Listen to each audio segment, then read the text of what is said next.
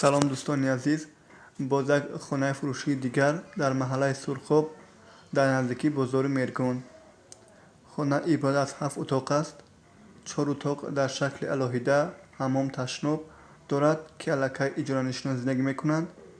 3 хонаи дигар дар шакли алоҳида ташноб, ҳаммом ва ошхона дар дарун бо таъмири хубу замонавӣ мебошад.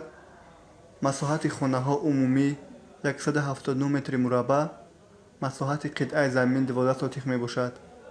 ҳавлӣ ду даромадгоҳи асосӣ дорад. Як даромадгоҳ аз кӯчаи Сурхоб, даромадгоҳи дигар аз кӯчаи пуштии бозори Мергон мебошад. нарх 793 000 сомонӣ, $70,000. барои харидорон аниқ боз маслиҳат мешавад. барои маълумоти иловагӣ марҳамат тамос гиред.